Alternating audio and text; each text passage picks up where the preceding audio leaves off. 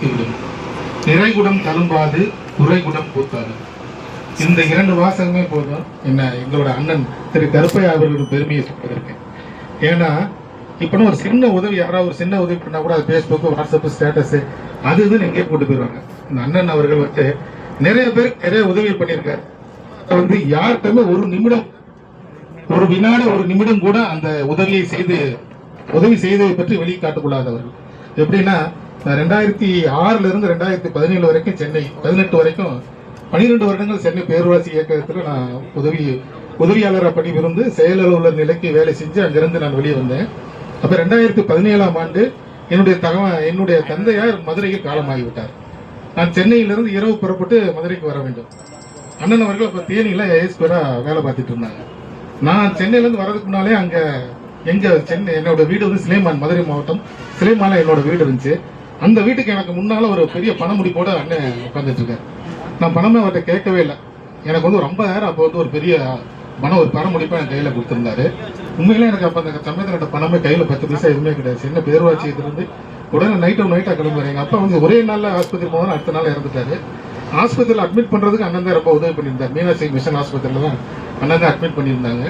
அப்போ அங்கே ஒரே நாள் இருந்து அடுத்த நாள் இறந்துட்டாங்க. நான் போகிறதுக்கு முன்னால் எனக்கு 50,000 அண்ணன் ரெடியாக வச்சுருந்தாங்க. அது இல்லாமல் நான் புத்தக வெளியீடு பண்ணியிருந்தேன். மதுரையில் சிகரங்கள் தொடு வரைக்கும் புத்தக வெளியீடு பண்ணேன். சென்னையில் ஒரு புத்தக வெளியீடு பண்ணேன். அந்த 2 புத்தக வெளியீடுக்கு அண்ணன் தான் பண உதவி பண்ணியிருந்தார். எனக்கு கம்பருக்கு எப்படி சடையப்ப வளர் ஒரு வள்ளலாக இருந்து அவருக்கு உதவி பண்ணாரோ, நான் கம்பர் நான் என்ன சொல்லிக்க மாட்டேன். கம்பரோட கீழ்நிலையில் உள்ளவங்க தான்.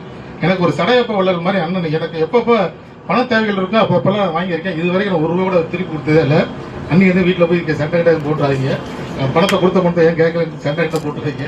அவ்வளோ பணம் இதை எதுக்காக சொல்றேன்னா, தான் உதவி செய்வதை வெளிக்காட்டிக் கொள்ளாத ஒரு எளிய மனிதர். அதுக்கப்புறம் அவரை பார்த்து உயர்ந்த விஷயம் என்னன்னா எளிமை. நிறைய பேர் சொல்லிட்டாங்க அவர் ரொம்ப எளிமையானவர், ரொம்ப எளிமையிலும் எளிமை. நினைச்சிருந்தா ஒரு கவுட் சட்டா எல்லாம் போட்டு வந்திருக்காங்க, ஒரு பண வசதிலாம் எல்லாமே இருக்காங்கட்ட. ஆனால் எப்பயுமே அதை தன்னை பெரிய உயர்ந்த மனிதன் எப்படி எளிமையை காட்டிக்க மாட்டார். எளிமையின் உருவம் யார் என்று நாம் டிக்ஷனரியில் தேடி பார்த்தா அதுக்கு எங்க அண்ணன் கருப்பையா என்ற பேர் தான் அந்த டிக்ஷனரியில் இருக்கும். அவ்வளவுக்கு எளிமையிலும் எளிமை என்னுடைய அண்ணன் கருப்பையா அவர்கள். அவர் எளிமைக்கு சிகரம் அவர் தான். அவர் எளிமைக்கு பொருள் என்று தேடினால் அண்ணன் தான் அதுக்கு நிச்சயமா இருப்பார்.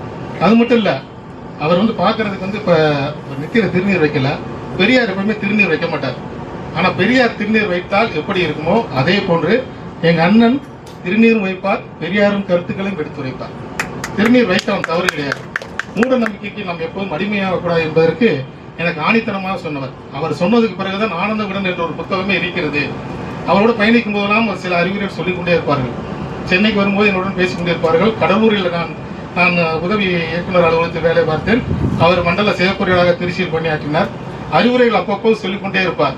ஆனந்த விடன் நீங்கள் டெய்லி வாரம் படிங்க, உங்களுக்கு அறிவு வளரும் அப்படி என்று அப்பதான் எனக்கு அண்ணன் சொன்னார். அதுக்கப்புறம் அவர் என்னைக்கு சொன்னாரோ அந்த நாள் முதல் இந்த நாள் வரைக்கும் இந்த ஆனந்த விடனை நான் இது வரைக்கும் நிப்பாட்டவையில் தொடர்ச்சியாக படிச்சுட்டு இருக்கேன். தேனி மாவட்டத்துக்கு முதல் அப்போதான் உதவி இயக்குநர் அலுவலகம் தனியாக பிரிஞ்சு வருது. முதல் உதவி இயக்குனர் யார் என்றால் சரித்திரத்தில் எங்கள் அண்ணன் கருப்பையா பேர் தான் இருக்கும். எல்லாரும் தப்பா யாரும் நினைச்சுக்க வேணாம். உதவி இயக்குனர் பணியார ரொம்ப கடுமையா இருக்கும் அப்படின்னு பயந்துகிட்டு இருந்தோம். எப்படி அண்ணன் போய் சமாளிக்க போறாரு அப்படின்னு நினைச்சுக்கிட்டு இருந்தோம். ஆனா ரொம்ப சிம்பிளா வேலை பார்த்தேன். ஒண்ணுமே இல்லை தம்பி, ஈஸி தம்பி அப்படின்னு சொன்னாங்க.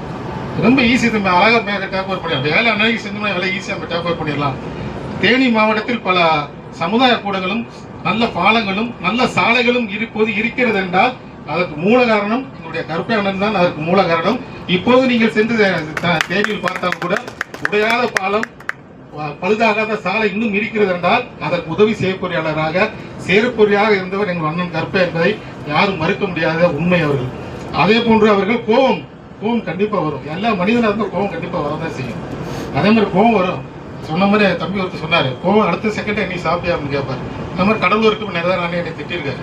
திட்டினா கூட அவர் அண்ணன் தம்பியை திட்டுறது சகசம் சொல்லிட்டு ஒரு சகோதரத்துவத்தோடு தான் அவர் பழகிருக்காரு. என் கூட மட்டுமல்ல, இங்கு வந்திருக்கக்கூடிய தோழர்கள் அனைவரிடமும் கூட அவர் ஒரு சகோதர மனப்பானையோடு தான் பழகி கொண்டிருந்திருக்கிறார், இன்னும் பழகி கொண்டிருக்கிறார். சிம்பிள். அவர் சுருக்கமாக சொல்ல சூப்பர் ஸ்டார்.